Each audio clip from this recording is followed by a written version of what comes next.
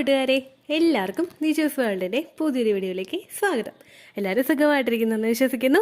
ഞങ്ങളിവിടെ സുഖമായിട്ടിരിക്കുകയാണ്. അപ്പോൾ എല്ലാവരും സന്തോഷത്തോടെയും ആരോഗ്യത്തോടെയും ഒക്കെ ഇരിക്കുക കേട്ടോ. ഇംപ്ലാന്റേഷൻ നടന്നു കഴിയുമ്പോൾ ഒരുപാട് പേർക്ക് ഉണ്ടാകുന്ന ഒരു പ്രഗ്നൻസി ലക്ഷണത്തിനെ പറ്റിയിട്ടാണ് ഇന്നത്തെ വീഡിയോയിൽ സംസാരിക്കുന്നത് കേട്ടോ. നിങ്ങൾക്ക് ഏറ്റവും കയറി ഇറങ്ങുന്നവരാണെങ്കിലും ഒരുപാട് നടക്കുന്നവരാണെങ്കിലും നിങ്ങൾക്ക് ഈ ഒരു വേദനയും ബുദ്ധിമുട്ടും എളുപ്പത്തിൽ തിരിച്ച് അറിയാനായിട്ട് സാധിക്കും. അപ്പോൾ നമുക്കിത് എന്താണെന്ന് നോക്കാം. വീഡിയോ നമുക്ക് സ്റ്റാർട്ട് ചെയ്യാം. ഇംപ്ലാന്റേഷൻ നടക്കുന്ന സമയം മുതലായിരിക്കും ഒരു സ്ത്രീക്ക് പ്രഗ്നൻസി ലക്ഷണങ്ങളൊക്കെ തന്നെ കണ്ടുവരുന്നത്. ഇംപ്ലാന്റേഷൻ എന്ന് പറയുന്നത് ഓവുലേഷൻ കഴിഞ്ഞിട്ട് 6 മുതൽ 12 ദിവസത്തിനകത്തായിരിക്കും നമുക്ക് തുടങ്ങുക. ഇതിനുശേഷം ശരീരത്തിൽ HCG ഹോർമോൺ കൂടും, പ്രൊജസ്ട്രോൺ ഹോർമോൺ കൂടും, ഈസ്ട്രോജൻ ഹോർമോൺ കൂടും, അതുപോലെ തന്നെ റിലാക്സിൻ എന്ന് പറയുന്നൊരു ഹോർമോണും വർദ്ധിക്കും. ഇതിന്റെയൊക്കെ ഭാഗമായിട്ട് നമുക്ക് പലതരത്തിലുള്ള ഡിസ്കംഫേർട്ടും പലതരത്തിലുള്ള സിംറ്റംസും വോമിറ്റിങ്ങും അങ്ങനെയുള്ള ഒരുപാട് കാര്യങ്ങൾ നമുക്ക് സംഭവിക്കാറുണ്ട്. ഒരുപാട് പേര് ചോദിക്കുന്ന ഒരു കാര്യമാണ് ഓവുലേഷന് ശേഷം മുൻപ് ഓവുലേഷൻ കഴിഞ്ഞിട്ടുള്ള സമയങ്ങളിൽ പെട്ടെന്ന് അടുത്ത ദിവസം തന്നെ പ്രഗ്നൻസി ലക്ഷണങ്ങൾ ഉണ്ടാകുമോ എന്നതിനെ പറ്റിയിട്ട്. ചില ആളുകൾക്ക് ഹോർമോൺസ് എല്ലാം പെട്ടെന്നൊന്ന് ഇൻക്രീസ് ആകുമ്പോൾ എന്തെങ്കിലും ചെറിയ ചെറിയ ലക്ഷണങ്ങൾ കാണാനായിട്ട് സാധിക്കും. പക്ഷേ സ്ട്രോങ് ആയിട്ട് ലക്ഷണങ്ങൾ വരണമെങ്കിൽ ഇംപ്ലാന്റേഷൻ നമുക്ക് അവിടെ സക്സസ്ഫുൾ ആയിട്ട് മുൻപോട്ടേക്ക് പോകണം, എന്നിട്ടേ ഉണ്ടാവുള്ളൂ കേട്ടോ. പിന്നെ നിങ്ങൾ മസ്റ്റ് ആയിട്ട് ശ്രദ്ധിക്കേണ്ട കാര്യം, ഈ ലക്ഷണങ്ങളൊക്കെ പറ്റി വീഡിയോസ് ചെയ്യുന്നുണ്ടെങ്കിലും നമ്മൾ ഈ പറയുന്ന ലക്ഷണങ്ങൾ ഒന്നും തന്നെ ഇല്ലാതെ പ്രഗ്നന്റ് ആകുന്ന ഒരുപാട് പേരുണ്ട്.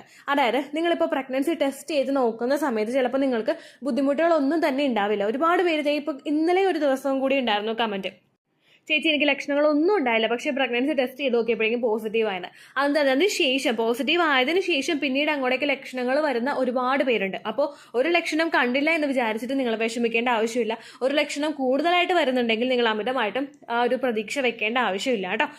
ഏറ്റവും കൂടുതൽ നിങ്ങൾ ശ്രദ്ധിക്കേണ്ട കാര്യം, പീരീഡ് മിസ് ആകുന്നുണ്ടോ, അല്ലെങ്കിൽ പീരീഡ്സ് വരുന്ന ദിവസം നിങ്ങൾക്ക് എത്രത്തോളമാണ് ബ്ലീഡിങ് വരുന്നത്, ആ കാര്യം കൂടി നിങ്ങൾ ശ്രദ്ധിക്കണം. ഒരുപാട് പേര് പറയുന്നുണ്ട് ലൈറ്റ് ആയിട്ടുള്ള സ്പോട്ടിംഗ് ഉണ്ടായി ചേച്ചി, പക്ഷേ പ്രഗ്നൻസി ടെസ്റ്റ് ചെയ്ത് നോക്കിയപ്പോൾ പോസിറ്റീവായി. ചിലർ പറയുന്നുണ്ട് ഒരു ദിവസം ബ്ലീഡിംഗ് ഉണ്ടായ ചേച്ചി, പക്ഷേ ടെസ്റ്റ് ചെയ്ത് നോക്കിയപ്പോൾ പോസിറ്റീവ് ആയത്. ആദ്യത്തെ ഒരാൾക്ക് ഉണ്ടായത് ഇംപ്ലാന്റേഷൻ ബ്ലീഡിംഗ് ആയിരുന്നെങ്കിൽ രണ്ടാമത്തെ ഒരാൾക്ക് ഉണ്ടായത് ത്രെട്ടേൺഡ് മിസ്കാരേജ് ആണ്. അതായത് മിസ്കാരേജ് ആകാൻ പോകുന്നതിന്റെ സൂചന ശരീരം കാണിച്ചു തരുന്നതാണ് കേട്ടോ. അപ്പൊ ഇങ്ങനെയൊക്കെ പല വ്യത്യാസങ്ങളും പലർക്കും ഉണ്ടാകും. അപ്പൊ നമുക്ക് ഇന്നത്തെ വീഡിയോ സ്റ്റാർട്ട് ചെയ്യാം കേട്ടോ. ഇവിടെ സംസാരിക്കാനായിട്ട് പോകുന്നത് മുട്ടുവേദനയെ പറ്റിയിട്ടാണ്. ഇംപ്ലാന്റേഷൻ നടക്കുന്ന സമയത്ത് ഒരാൾക്ക് മുട്ടുവേദന ഉണ്ടാവുമോ എന്ന് ചോദിച്ചു കഴിഞ്ഞാൽ തീർച്ചയായിട്ടും ഉണ്ടാകും. അതിനുള്ള കാരണം എന്താണെന്ന് നമുക്ക് നോക്കിയാലോ. ഈ ഒരു മുട്ടുവേദന നമുക്ക് ഉണ്ടാവാനായിട്ടുള്ള കാരണം റിലാക്സിൻ എന്ന് പറയുന്ന ഒരു ഹോർമോണാണ്. ഈ റിലാക്സിൻ ഹോർമോൺ ശരീരം പുറപ്പെടുവിപ്പിക്കുന്നത് നമ്മുടെ യൂട്രസ് ഒന്ന് സ്മൂത്ത് ആയിട്ട് എക്സ്പാൻഡ് ആകാൻ വേണ്ടിയിട്ട്, നമ്മുടെ മസിൽസ് ഒക്കെ ഒന്ന് സ്ട്രെച്ച് ആകാനായിട്ടൊക്കെ വേണ്ടിയിട്ടാണ് റിലാക്സിൻ എന്ന് പറയുന്ന ഹോർമോൺ ശരീരത്തിൽ പ്രൊഡ്യൂസ് ആകുന്നത്. പ്രഗ്നന്റ് ആകുന്നതിന് മുൻപ് തന്നെ ഒരു സ്ത്രീയുടെ ശരീരത്തിൽ റിലാക്സിൻ ഹോർമോൺ ഉണ്ടാകും. പക്ഷെ നമുക്കത് ഫൈൻഡ് ഔട്ട് ചെയ്യാൻ പറ്റുന്ന മെഷറിനേക്കാളും ഒരുപാട് താഴെയായിരിക്കും. ഈ റിലാക്സിൻ ഹോർമോൺ നമുക്ക് ഇൻക്രീസ് ആയി വരുന്നത് പ്രഗ്നന്റ് ആകുന്ന ഒരു സിറ്റുവേഷനിലാണ്. കാരണം അത്രയും ചെറുതായിട്ട് നമ്മുടെ യൂട്രസിനെ എക്സ്പാൻഡ് ആവണം, എന്നാലേ കുഞ്ഞവിടെ വളരാനായിട്ടുള്ള ഒരു എൻവയോൺമെന്റ് അവിടെ ഉണ്ടാവുകയുള്ളൂ. ആ ഒരു എക്സ്പാൻഷൻ ശരീരത്തിൽ സംഭവിക്കുമ്പോഴേക്കും അതിന്റെ ഭാഗമായിട്ട് നമുക്ക് പല ശരീരഭാഗങ്ങളിലും, എസ്പെഷ്യലി നമ്മുടെ ലോവർ അബ്ഡമന്റെ താഴെയുള്ള ഒരു ഭാഗങ്ങളിലൊക്കെ നമുക്ക് ഡിസ്കംഫേർട്ട് പല രീതിക്ക് ഉണ്ടാകും. ഇടുപ്പിന് വേദന ഉണ്ടാകും, ചിലർക്ക് തൊടയുടെ ഇടുക്കിന് വേദന ഉണ്ടാകും, ചിലർക്ക് നാഭിയുടെ അവിടെ വേദന ഉണ്ടാകും, ചിലർക്ക് എന്ന് പറയുന്നത് മുട്ടിന്റെ അവിടെ ഉണ്ടാകും, ചിലർക്ക് പാദത്തിന്റെ അവിടെയൊക്കെ വേദന ഉണ്ടാകും. ഇതിന് കാരണം എന്ന് പറയുന്നത് റിലാക്സിൻ ഹോർമോൺ ആണ്.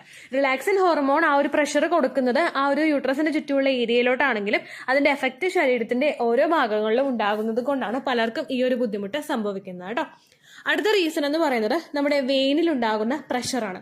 നമ്മൾ പ്രഗ്നന്റ് ആകുന്ന സമയത്ത് എത്രത്തോളമാണോ ബ്ലഡ് സർക്കുലേഷൻ ഉണ്ടായിരുന്നത് അതിനേക്കാളും കുറച്ചും കൂടി കൂടാറുണ്ട്. ഇങ്ങനെ കൂടുന്നത് ഫെർട്ടിലൈസ്ഡ് ആയിട്ടുള്ള എഗ്ഗിനെ ഒന്ന് നറീഷ് ചെയ്യാനായിട്ട് വേണ്ടിയിട്ടാണ്, ആ ഒരു എംബ്രിയെ ഒന്ന് സപ്പോർട്ട് ചെയ്യാൻ വേണ്ടിയിട്ടാണ് ബ്ലഡ് സർക്കുലേഷൻ ഉണ്ടാകുന്നത്. നിങ്ങൾ പ്രഗ്നന്റ് ആകുമ്പോഴേക്കും ബ്ലഡ് സർക്കുലേഷൻ ഉണ്ടാകുന്നത് യൂട്രസിലോട്ട് മാത്രമല്ല, നമ്മുടെ ശരീരത്തിലെ ഓരോ ഭാഗങ്ങളിലോട്ടുമായിരിക്കും ബ്ലഡ് സർക്കുലേഷൻ കൂടുന്നത്. ഇങ്ങനെ കൂടുന്നതിന്റെ ഭാഗമായിട്ട് വെയിൻസ് ഒക്കെ ഒന്ന് സൈസ് ഒന്ന് എൻലാർജ് ആവാനായിട്ട് തുടങ്ങും. കാരണം ആ ഒരു ഫ്ലോയിൽ ബ്ലഡ് സർക്കുലേഷൻ പോകണമല്ലോ, അതിനൊന്ന് സപ്പോർട്ട് ചെയ്യാൻ വേണ്ടിയിട്ട് നമ്മുടെ വെയിൻസ് ഒക്കെ ഒന്ന് എൻലാർജ് ആകാനായിട്ട് തുടങ്ങും. ഇതിന്റെ ഭാഗമായിട്ട് ആ ഒരു സ്ട്രെസ് വെയിനിൽ വരുമ്പോഴേക്കും ഇങ്ങനെയുള്ള റീസൺ കൊണ്ടും നിങ്ങൾക്ക് ആ ഒരു ഭാഗത്ത്, മുട്ടിന്റെ ഭാഗത്ത് വേദന അനുഭവപ്പെടാം കേട്ടോ. അടുത്ത റീസൺ എന്ന് പറയുന്നത് നമ്മൾ ഒരുപാട് നേരം നിൽക്കുകയോ നടക്കുകയോ ചെയ്യുന്നത്. പ്രഗ്നന്റ് ആകുന്ന സമയത്ത് ഒരു സ്ത്രീയുടെ ബോഡി എന്ന് പറയുന്നത് നോർമലി ആയതിനെ അപേക്ഷിച്ച് ഒരുപാട് വീക്കായിരിക്കും. കാരണം നമുക്ക് പെട്ടെന്ന് അസുഖങ്ങളും അലർജികളും ഒക്കെ ഉണ്ടാകുന്ന സമയമാണ് പ്രഗ്നൻസിയുടെ സമയം എന്ന് പറയുന്നത്. അപ്പോൾ അതുകൊണ്ട് തന്നെ നമ്മൾ കുറച്ച് നേരമൊക്കെ ഒന്ന് നിന്ന് കഴിഞ്ഞാൽ തന്നെ അതിന്റെ ഡിസ്കംഫേർട്ട് നമുക്ക് ഒരുപാട് നേരത്തേക്ക് ഫീൽ ചെയ്യാനായിട്ട് തുടങ്ങും. നിങ്ങളിപ്പോൾ അടുക്കളയിൽ കുക്കിംഗ് ആണെങ്കിലും ചിലപ്പോൾ 2 മണിക്കൂറൊക്കെ ഒറ്റ സ്ട്രെച്ചിൽ നിന്ന് ജോലി ചെയ്യുന്നവരായിരിക്കും. പക്ഷേ പ്രഗ്നന്റ് ആയി കഴിഞ്ഞു കഴിഞ്ഞാൽ നമുക്ക് അത്രയും നേരം വരെ നിന്ന് ജോലി ചെയ്യാനായിട്ട് പറ്റാതെ വരിക, ഉപ്പൂറ്റി വേദനയും മുട്ടുകാല് വേദനയും ഒക്കെ അനുഭവപ്പെടുകയും ചെയ്യുക. ഇങ്ങനെയൊക്കെ പല പ്രഗ്നന്റ് ലേഡീസിനും ഉണ്ടാകുന്ന ഒരു കാര്യമാണ് കേട്ടോ. അടുത്തൊരു റീസൺ എന്ന് പറയുന്നത് നമ്മളുടെ ശരീരത്തിലെ കാൽഷ്യത്തിന്റെ ലെവലിന് കുറവ് സംഭവിക്കുക. നമ്മുടെ എംബ്രിയോ അവിടെ അറ്റാച്ച് ആവുകയാണെങ്കിൽ പിന്നെ കുഞ്ഞിനെ നറിഷ് ചെയ്യാൻ വേണ്ടിയിട്ടുള്ള കാര്യങ്ങളൊക്കെ നമ്മുടെ ശരീരം ചെയ്തു തുടങ്ങും.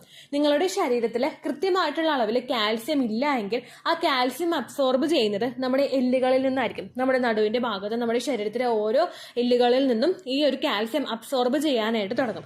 കാരണം അണ്ടത്തിന്റെ ആ ഒരു എംബ്രിയോയുടെ വളർച്ചയാണ് ശരീരത്തിന് ഏറ്റവും ഇമ്പോർട്ടന്റ് ആയിട്ടുള്ളത്. അങ്ങനെ വരുമ്പോഴേക്കും നമുക്ക് നമ്മുടെ ജോയിന്റ്സിലൊക്കെ പെയിൻ അനുഭവപ്പെടും, ചിലർക്ക് ബാക്ക് പെയിൻ അനുഭവപ്പെടും. ഇതേ കാര്യം തന്നെയാണ് കേട്ടോ ശരിക്കും ബ്രസ്റ്റ് ഫീഡ് ചെയ്യുന്ന അമ്മമാരിലും സംഭവിക്കുന്നത്. അവരെ പലരും അയണിന്റെ ഗുളികയും കാൽസ്യത്തിന്റെ ഗുളികയും ഒക്കെ എടുക്കാതെ വരുമ്പോഴേക്കും കുഞ്ഞിന് മുലപ്പാലിലെ കണ്ടന്റ് ആയിട്ട് നമുക്ക് കാൽസ്യത്തിന്റെ ഒരു അംശവും കൂടി ആവശ്യമുണ്ട്. അതുകൊണ്ട് നമ്മളുടെ ശരീരത്തിൽ കൃത്യമായിട്ട് കാൽസ്യം അബ്സോർബ് ചെയ്യാനായിട്ട് ഇല്ല എങ്കിൽ അത് നമ്മളുടെ എല്ലിൽ നിന്നെടുത്ത് കുഞ്ഞിനെ ആ ഒരു ഫീഡ് ചെയ്യുന്ന രൂപത്തിലോട്ട് കൊടുക്കുകയാണ് നമ്മുടെ ശരീരം ചെയ്യുന്നത് കേട്ടോ. അപ്പോൾ ഇതിന്റെ ഭാഗമായിട്ടും നിങ്ങൾക്ക് കാൽസ്യത്തിന്റെ ഡെഫിഷ്യൻസീസ് അനുഭവപ്പെടാം.